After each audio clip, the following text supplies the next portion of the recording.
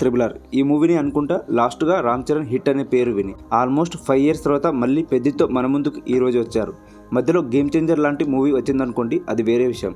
But expectations అంతా బుచ్చిబాబు పెద్ది మీదే. Shooting start అయినప్పటి నుండి ఆడియన్స్లో ఒక క్యూరియాసిటీని బిల్డ్ చేసుకుంటూ బుచ్చిబాబు ఇప్పటి వరకు వచ్చారు. ఎన్ని రోజుల వెయిటింగ్కి ఫైనల్లీ పెద్ది మూవీ రిలీజ్ అయింది. నేను ఈ మూవీ చూడడం జరిగింది. మరి మూవీ నాకెలా అనిపించింది, ఆడియన్స్ ఎక్స్పెక్టేషన్స్కి మూవీ రీచ్ అయిందా లేదా అనేది తెలియాలంటే రివ్యూలోకి వెళ్లాల్సిందే.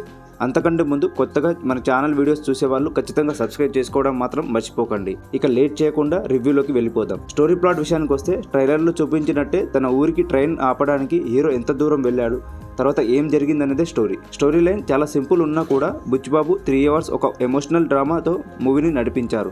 మూవీలో పాజిటివ్స్ గురించి మాట్లాడుకుంటే ఈ మూవీకి బిగ్గెస్ట్ స్ట్రెంగ్త్ వచ్చేసి రామ్ చరణ్ గారు. ఈ మూవీ కోసం తను ప్రాణం పెట్టేశారని చెప్పాలి. రీసెంట్ టైంలో ఈ రేంజ్లో బాడీ ట్రాన్స్ఫర్మేషన్ని ఈ మూవీలో మనం చూస్తాం. అండ్ సాంగ్స్ కూడా చాలా బాగున్నాయి. అలాగే ట్రైలర్లో రెహమాన్ గారు బీజిఎంతో డిసప్పాయింట్ చేశారనుకున్నాం, కానీ మూవీకి ఇంకొక బిగ్గెస్ట్ ప్లస్ పాయింట్ బీజిఎం అని చెప్పాలి. ఇటు మాస్ సీన్స్లో అయినా సరే, అలాగే ఎమోషనల్ సీన్స్లో కూడా బీజిఎం చాలా బాగుంది.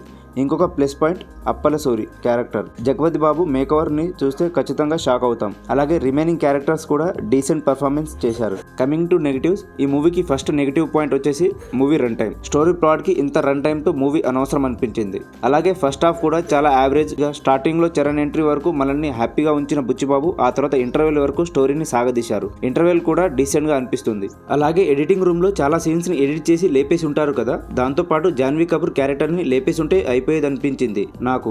Zero use. ఏదో హీరోకి హీరోయిన్ని పెట్టాలని పెట్టారు తప్ప తన క్యారెక్టర్కి అంత ఇంపార్టెన్స్ లేదు ఈ మూవీలో. అలాగే కొన్ని సీన్స్ని చూస్తున్నప్పుడు ఇంతకు ముందు ఎక్కడో చూసామే అనే ఫీలింగ్ని క్రియేట్ చేశాయి. ఇక ఓవరాల్గా మూవీ నాకెలా అనిపించిందంటే బాగుంది. ఫస్ట్ హాఫ్ యావరేజ్గా, సెకండ్ హాఫ్ ఎంగేజింగ్గా బుచ్చిబాబు స్టోరీని నడిపించారు. మళ్ళీ ఇంకొకసారి చెప్తున్నా, Ram Charan one man show movie ఇది.